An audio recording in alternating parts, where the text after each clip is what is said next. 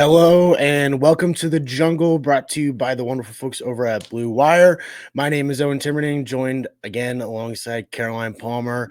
And Caroline, with the 17th pick of the 2025 NFL Draft, the Bengals select Shamar Stewart, Texas A&M defensive end. Yeah, definitely a pick that neither of us individually Yeah. saw coming. We both picked a little bit differently, but again, it was what we said the Bengals needed to do come round Mhm. one, and that was draft an edge guy, and that's Yep.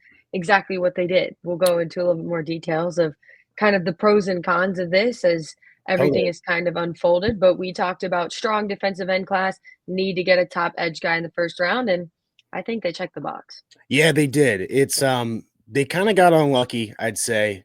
They almost had Nolan kind of fall into their laps, but he got swooped up by Arizona, and I'd like to imagine that that was who they were probably going to take if it came down to them. But really, here's the thing: people, the Bengals' last like 4 or 5 drafts have been really mixed bags. People have been overreacting on stuff, underreacting in some ways too, and honestly, it's kind of hard to not blame them. Their last few first round picks have been Joe Burrow, Jamar Chase, hit, which were automatic hits, and then Miles Murphy, which looks like a miss right now, and Amarius Mims, which we liked. We talked about this. We've liked what we've seen with him, and give it a couple years before we give him a complete grade. But I think he's gonna be really good. So now we're in this spot here, and we talked all offseason about how the Bengals need to hit a home run, and they need to have a guy that can go in and start right away. The vibe on the internet right now is that this is going to be more developmental and that he needs to fit into the system. That frustrates me a little bit as a Bengals fan, Caroline. Yep, that was the Twitter scheme last night and even into this morning when I was looking is they called him a project pick. And the Bengals, especially on the defensive line, are not in a position to Yeah. be taking project picks, especially with Trey Hendrickson, more likely than not either sitting out this year or not playing for the Bengals and playing somewhere else. I do find very interesting when I was looking around his, like, potential, like, Shamar Stewart's Mhm. potential based on his agility, his just ability to read the game. He was rated very highly throughout that position, throughout the combine leading up to the Yeah. draft, and he was one of the risers in draft stock in comparison to others who we've seen fall completely out of the first round. My problem is, like, or at least my concern is how long is it gonna take him to adjust? I think he has one of the highest ceilings of this defensive end Yeah. class just based on his natural ability. He was amazing at I was talking about this just before we came on air. One of his strengths is defending the run. And if Yeah. you look at the AFC North, they are a run heavy division. It's going to be a huge help for them. But back to your point, how long is it going to take him? I think that's the real question that we have to ask ourselves here. Yeah. And here's what I do like. Let's start with the positives because I think this is at the end of the day a solid pick. You can't complain about the Bengals taking a position of need. If they would have No. gone and taken like a offensive tackle like on the edge, I that would have been a disaster. Like that would have been just totally out of left field. Positive one, you take a position in need. Needed a D end, done. All right, check that box. Check two, he's crazy athletic. And the way that the Bengals are going to be playing defense this year favors guys who are monsters who can kind of play everywhere on the field, which is why we really like Nolan, which is why we like Starks, which is why we liked Williams, all who obviously are under the Bengals. But this makes sense positionally wise and how he fits and how he's built. 6'5", ran a 4.5 at the draft. He's 270 pounds. He's a unit. He looks like he could be the number one pick based on just his physical attributes. He's beefy. He's kind of everything you want as a defensive end. That's positive too. I think he's going to fit the scheme really well. And really just that third thing is that you're right. His ceiling is Pro Bowl all pro, I feel like. But the Yeah, downside is he could be terrible because some glaring stats that he has and some holes in his game. yeah, and one of the things I like that I found that I ended up looking at this morning because I thought it was very interesting was the pro comp for Shamar Stewart. Yeah, what was it? I didn't see it. It was Daniil Hunter, the Okay. defensive end for the Texans, and he's recorded amazing seasons. I mean, he played for the Vikings forever, Mhm. but his last 3 seasons were 12, 16.5, and 10.5 sacks were his last 3 seasons. What I can see right now, there's only he's been in the league since 2015, and he's only had 3 seasons under double digit sacks. So if Yeah, that's the guy that they're comparing him to, based on how he's been able to play, I mean, there's not a lot to look at that's wrong, but again, it's just like he wasn't the most pro ready, I guess, of this yeah, defensive end class. You look at people like Abdul Carter and Walter Nolan, who are a little bit more ready yeah, jump in be week 1. Obviously, you're also throwing him into a Bengals defense who had to hit the reset button. Let's be yeah. very frank, that's what they should be doing. And so I guess it's just gonna be like how locked in can Stewart get during preseason? How adjusted can he get? I expect him to see a lot of minutes during the preseason games. Absolutely. It will be very exciting because I think he has a lot of potential. I think I've talked at length that I think the Bengals need to take a more direct, aggressive approach to how they play defense, and I think he fits the quota that I believe would set the Bengals up for Yeah, success. So, I mean, I don't think we need to hit the panic button yet. I not think at all. the people who heard the name and were just, like, groaning because he was not the guy they wanted to take at that pick, I don't think it's time to hit the panic button yet. Granted, it's not who I was expecting them to take, I No. was surprised by it, but once I, like, calmed down, did some research, it actually isn't as bad as people are making it seem. Yeah. Most of the people and experts have been giving the Bengals, like, a B plus draft grade, which Mhm. you would not expect if you looked on Yeah. Twitter. You would think No, it was an F minus, but it's no. not. So there's definitely a lot of upside, but there is question marks that you can fill as well, which I think is where a lot of people have only been looking at those question marks right now and not looking towards the plus and the positives. Yeah, so the 2 things, those question marks that really stand out are obviously the, only 1.5 sacks last year, and if you're gonna be a defensive end, you gotta up that production a lot. And then the other thing is that he misses 26% of his tackles, almost 27%. That's high, and it's maybe he just is just almost too athletic. I don't even really know how to, like, put my thumb on that because at some point, that's just gotta click, and maybe it just didn't happen last year. He started 12 games, had 31 tackles. I mean, he's all over the place. He had a fumble, he had a couple bunch of pass breakups. He's makes his presence known. The sack thing, which is just so important in how the Bengals are gonna be playing defense as well, it just really stands out, and it's hard to, you can't overlook it, like, you need to like, Mhm. that's something that needs to be taken care of. Yeah, obviously that 4.5 sacks in 3 seasons number is a little bit red flag, but honestly, the number that I saw that was more of a red flag for me was in those 3 years, he only recorded 11 tackles for loss. To Yeah, me, that number is a little bit more concerning because it's like even when you're not sacking the quarterback and you're sacking a running back, a fullback, any type of weird wide receiver play like the Niners used to do with Debo, like mhm, he's not even tackling those guys for loss, and you could argue that it's because he's too athletic, because he's too big, but at the end of the day, he has a massive frame, you could see it yeah, in his combine results. You gotta get hands on the quarterback. If you're not getting hands on the quarterback, knock the ball out. Like, I think again, but that's like we've seen it a lot in the league where some of these, like, average guys granted, you don't see it a lot with first rounders, but it's usually, like, 3rd or 4th where they're like, I don't really know," and then when they yeah, get to the league, something just clicks. Again, I think this is more of like a project thing, which part of me is like, do they expect Henderson to come back? And is that why they took yeah, more of a project instead of something more whatever? Even though I think everyone thinks Henderson's not going to play for them this year. yeah, So it's just very interesting. But again, it's not an alarm. I think they did get a very good guy in Shamar Stewart. I think it's just a matter of how quickly is he able to adjust. And even if he's not able to fully adjust by the end of the first year, I still wouldn't press the panic button I if I was a Bengals fan. I agree. I think he is a better pick than what Miles Murphy was at the time. Like, when they took him, people were like, "What? Like, why is this?" There's not a whole lot of that, I feel like, Mhm, here. He's probably better. He, um I do think that the Bengals now kind of expect Hendrickson to be here. Like, now that do you make this pick if you have any sort of uncertainty that he's not going to play?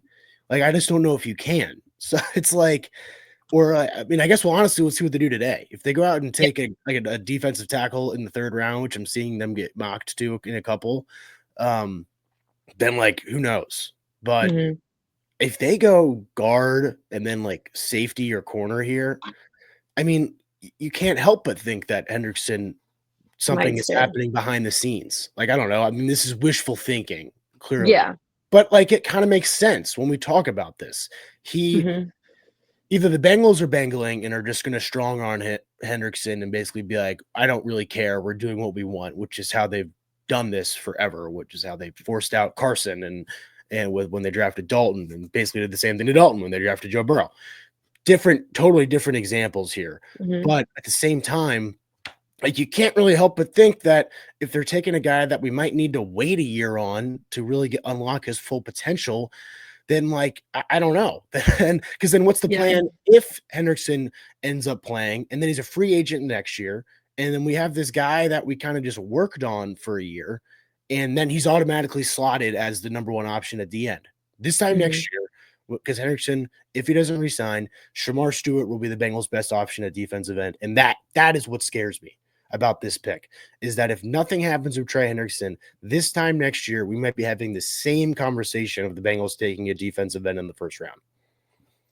Yeah, I think it's interesting. I mean, because even if Hendrickson walks now, who's mentoring him? Like, who's gonna No be the one. guy that they Yeah, that's the thing, is who are they using him for this project pick? Hubbard is gone. Like, yeah, Trey Hendrickson, even if he is there, he's probably gonna be half checked out anyway. no. Like, it's just who are you using to because I just don't want him like, this again is wishful thinking. I do not want them to waste this guy's potential. I've seen from multiple different analysts that I've seen recap the first round say that he has not just one of the highest ceiling of the Yeah, edge rushers in this draft. If the Bengals waste an opportunity on a guy like Shamar Stewart, I think they'll kick themselves for it, and there will be plenty of other teams in the draft that'll be, or I guess come next year, any team in the league that'd be willing to pounce on that opportunity if the Bengals can't utilize him the correct way. and here's we talked about maybe how long is it gonna take him to be pro ready, Shamar Stewart. Maybe, like, eh, he might have to grow up quick. Like, Mhm. the Bengals might be expediting this process with him at the same time, which is I kind of feel bad for him if they kind of expect him to come in and kind of be this defensive leader in year 2, which would be great if he was, and I'm not going to complain about that. The I don't know. I think this goes a lot deeper than the surface right here, especially when you Yeah. think about how this impacts Trey Hendrickson. I read a great blog post this morning and it was winners and losers from the draft. Hendrickson was a winner and a loser because Hmm. he's a loser in the fact that the Bengals might have just drafted his replacement, and that is probably true. The winner part is that, hey, maybe what we said earlier, which is that maybe he's getting a new deal because they are taking this flyer and they need him to be around. So it's like I like the pick. Again, it's just one of those things where you can't pass up on the athleticism because Mhm. who knows if he fell to Baltimore or something, it would have been the Bengals would have been kicking themselves for not having this guy on their team. So it's the part that just we Bengals were kind of spoiled 2 years in a row, obviously. You knew 100% where you were getting out of Joe Burrow. You knew 100% where you were getting out of Jamar Chase on draft day. There were 0 question marks in either one of their ability. And really these so then 2 years, the Bengals were like, "Oh, we've just hit these home runs in the first round, and we have these high expectations, and we know what we're getting right away." These last 3 picks, we haven't really had a great understanding on what the Bengals' plan is, essentially, and what these guys are about. So, I mean, it's not really fair to those kids and those picks, but Mm-mm. it's just kinda how it is, and we don't really know what we're getting at Ishmar Stewart really until we see him play week 1 Yeah. because I mean, it's just now we have this game all summer. It's going to be him working out, and we're going to see all this stuff. Like he grades incredibly on all of the physical attributes. He had some great Senior Bowl tape from what I was reading. Show me, show me on an NFL field what this is going to be about. And the other thing I like is I'm a UK fan. I love the SEC. I think it's I am always very pro taking SEC, especially SEC West guys, because they played the Alabamas, the LSUs, the Ole Misses every year like clockwork. Mhm. And Texas A&M ain't a bad program. No. So, no. And Bengals got some ties there. Zach Taylor, A&M coaching assistant, I believe, there at some point. And I think, Mhm. honestly, when we did our big, like, broad draft thing, he was on my list, and I think part of it was I liked his Texas A&M Bengals connections. So, Mhm. who knows? One thing, I'm just kinda yapping, but I saw this Eh. tweet this morning, is he doesn't remember any of the pre-draft convos with the Bengals. So, That's definitely a different tactic. yeah, I don't know if I'd say that, first off, but, Mm.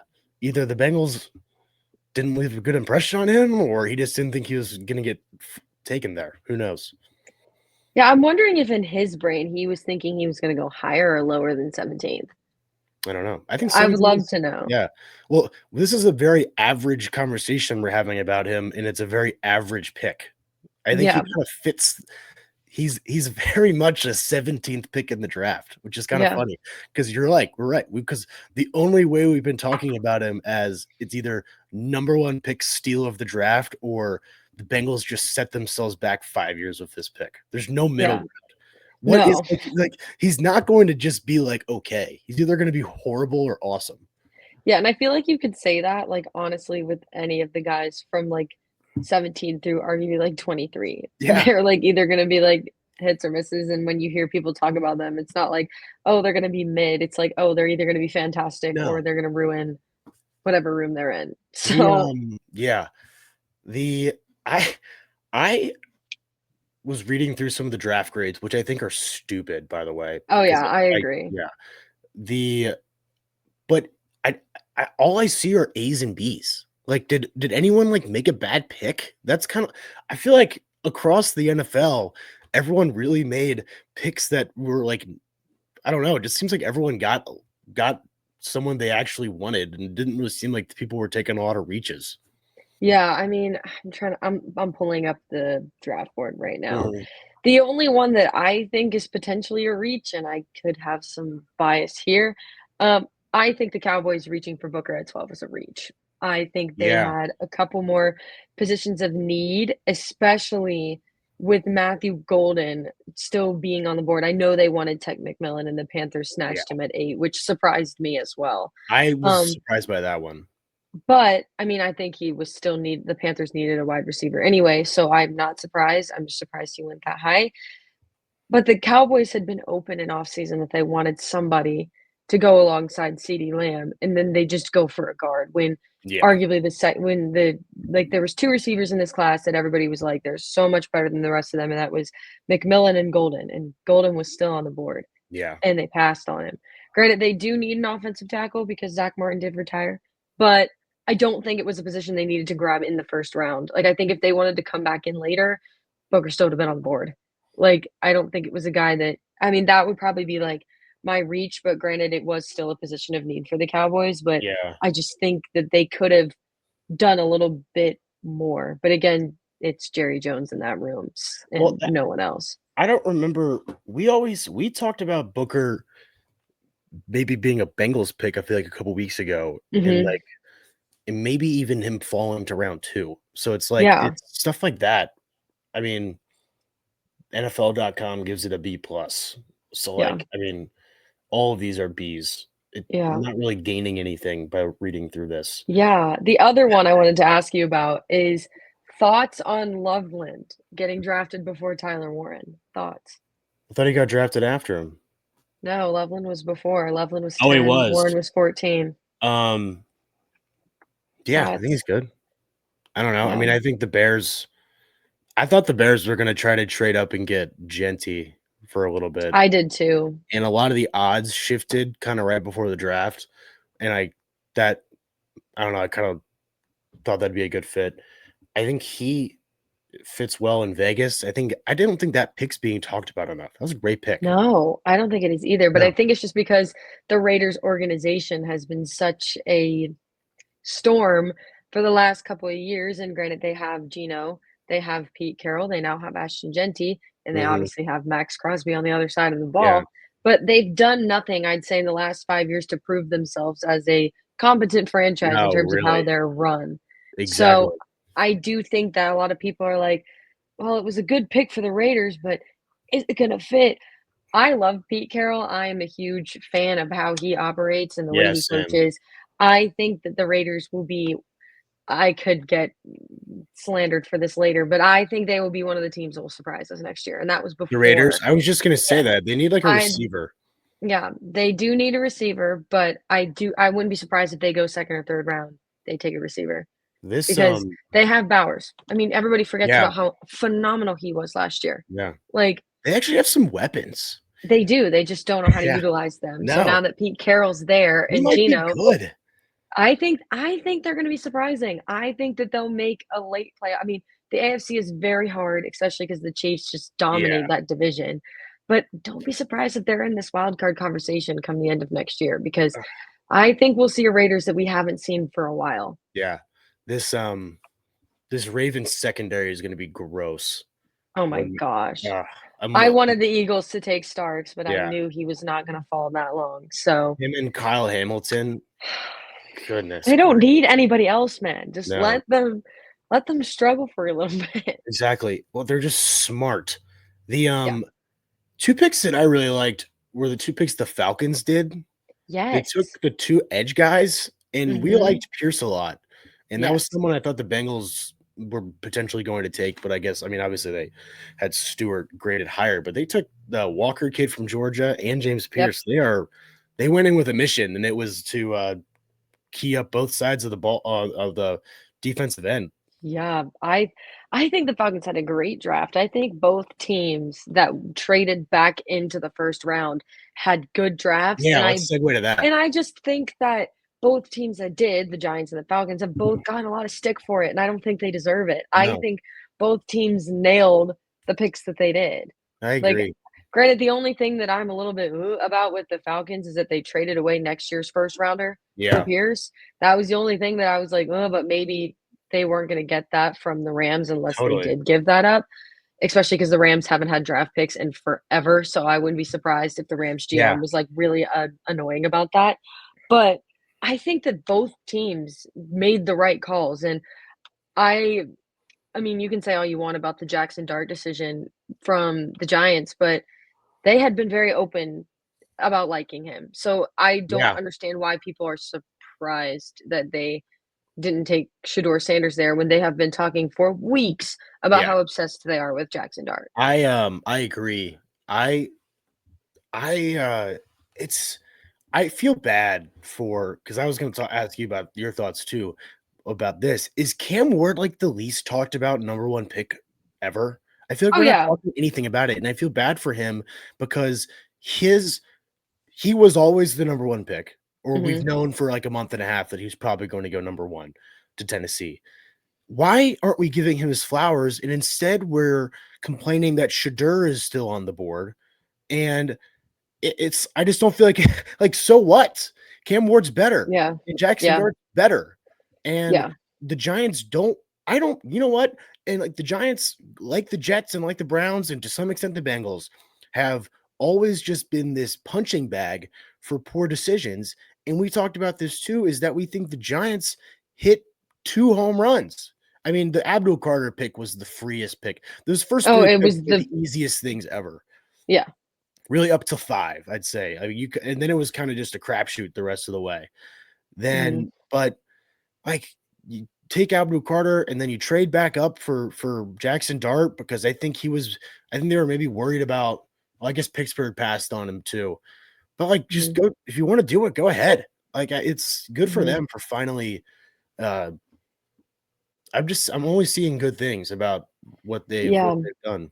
I feel bad for Cam Ward too. I was thinking about it. Like Granite Hayes' like whole MO is just like how nonchalant he is about Yeah, everything. I Like they guess yeah, asked him his thought about being the number 1 pick, and he's like, "Well, the guy just get to play football." Like he did yeah, not care whatsoever about being like when he walked up to Roger Goodell, he just looked like it was another day at the office. Like yeah, it was like it kind of is like the Nikola Jokic things Yeah. from the NBA. Like, he kind of gives me that vibe a little bit where he's just there because he loves football. He's not there for the media. He's not there, which this is where I think the reason that everybody's going insane about Shador is the craziness that is the Colorado football ESPN media ploy, I whatever. yeah. I think that is why the internet has blown up over the fact that Shador is not drafted because his college football team got so like even when he was at Jackson State, got Yeah. so much attention, and now the NFL is not giving him that same attention that the college limelight did, and they're all like the big arguing point that I see is his completion percentage. Mhm. I'm like, look at what no offense to the conference that Colorado plays in, but look at the teams that they played in Yeah. comparison to where a Cam Ward was playing, to where a Jackson Dart. You talked about SEC and SEC West. That's where Jackson Dart was. Like, Mhm. you just look at this in the comparison, and like I feel like both of us agree that we think Dart was a better selection than Shador Sanders is, but I feel like I'm in the very small minority of people that believe that way. I think there's a lot of Mhm. people who are just stunned, and granted, I am all about who people are as people, and hearing some of the interviews come out of the way he acted, and I'm like, Well, if apparently they're this stuff terrible. is well, no, that's what I'm saying. If these interview facts were true in the way that he acted, I wouldn't take him either. Like, No. I'd see how far he falls. Like, it's just I think it's a little bit of a reality check for ESPN especially because I think it was Mel I think it was Mel Kiper actually I who was gonna bring literally him was, up. like, Keep going though. crying over the Yeah. fact that Shador Sanders got passed on. I was very surprised that the Steelers passed on him because I really don't know what they're doing, I don't know but either. I I really agree. don't know what they're doing. Like, I I thought he don't was know going to Pittsburgh. I did too because they need a quarterback because this Aaron Rodgers thing is crazy. But I'm not surprised that he fell out of the first round. I was surprised to see Dart go and not him. I was expecting all I 3 to go in agree. the first Yeah, round. But to say the Giants missed, I would say right now that statement is incorrect. I agree. Obviously, if Dart turns out to be a miss, which again, I get the Giants needed someone, but I'm like, you got 3 caliber starting quarterbacks in that room now. Like that's another one that's a question mark for me, but to say that Jackson Dart is a miss, I think is wrong. I think those are very valid points. I but the fact that Aaron Rodgers has this grip on Pittsburgh is insane. Yeah. He's not rostered by them. No. He's just like, "I might play for you." He's And I just, like, in his ayahuasca retreat somewhere, I just, I like, don't toying with Mike understand Tomlin. what's happening here. And No. it's just bizarre. Who did they end up taking last time? I'm trying to find it. It was, Derek Harmon, the DT Okay. from Oregon. It was a good pick from them. No, yeah. I mean, they draft well a lot. The I think kid I everyone in the North took either edge or defensive tackle in the first yeah. round. The, did you see Will Campbell's post-draft interview when he was just like, "I'm gonna die on the field for these He guys." reminds me of Joe Alt, like, He the way does. that Joe Alt acted after he got I saw it was one of those, like, random Instagram Reels comments, and it was like, Mhm. "This guy's gonna be either a complete bust or a 9-time first team Dude, I all-pro." hope he's great. I Oh, like Will Campbell. I liked him, and the way his parents were Yeah, too, like, I think he's a good pick. It yeah. was funny though, the amount of, like it was killing me, the draft stories and I love everything. them. Like They're so it was either funny. the hardships they've been through, which Yeah, granted, hardships are not fun. yeah. We never wish that on anyone, or a lot of these guys were, like, from the middle of nowhere, That's what and I they saw a kept lot of that. bringing it up like Yeah, cornfields. I was yeah. like, Okay, like, we'll move with that then, I guess." Well, I Like, was it was just looking I saw, because they showed, like, a picture of the states that had guys drafted or, like, Max Preps or something put something out, yeah. and I was like, "Oh, I bet Ohio had a couple guys." Nothing. And, it was, like, Connecticut and, like, Delaware and Maryland. It's just like, this is crazy. There was more the Connecticut one that stood out. I was like, "How Yeah, who is this football prodigy from Connecticut that got Connecticut, drafted?" yeah. But, okay. I liked having Nick Yeah, Saban on there though, hearing because a lot of these guys are people that Saban either successfully recruited or that tried is to true. successfully Or recruit or played picked against. with Bama. So hearing him talk about these guys, it was I enjoyed listening to Nick Saban on that thing talk about it. It was very interesting.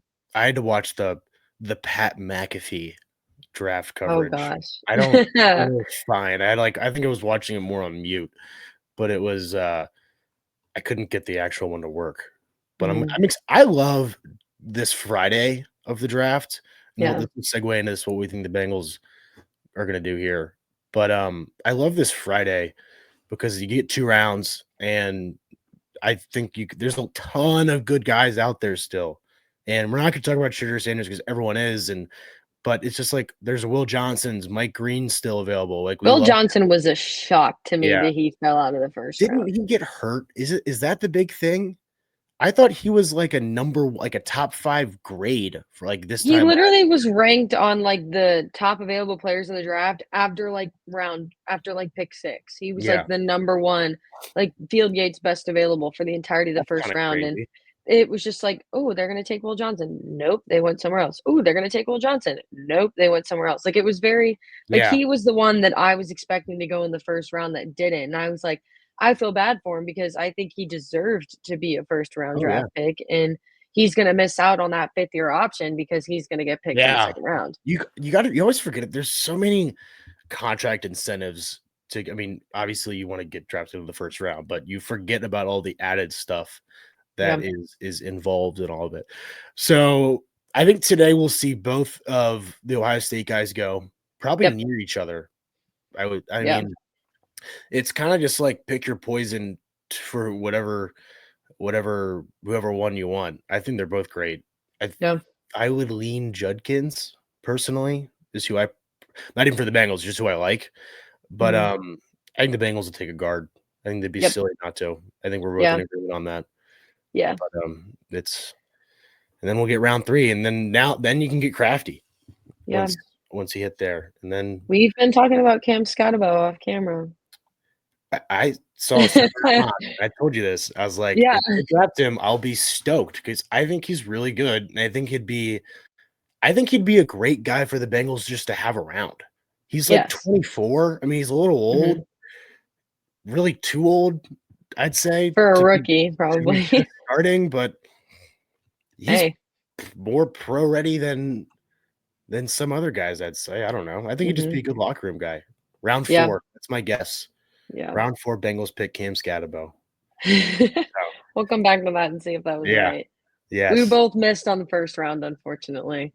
I had the position right, though. No, you had DN too. Didn't you take We Wake? both Yeah. had D end, We but just didn't pick the my right one. pick got drafted to the Niners, so I was a little bit I was off. kinda surprised he went a little he was higher than I mean, was he getting I mocked was that high? expecting him. No, he was Yeah, not getting mocked high. I think the highest I had seen him getting mocked was to the Falcons at 15.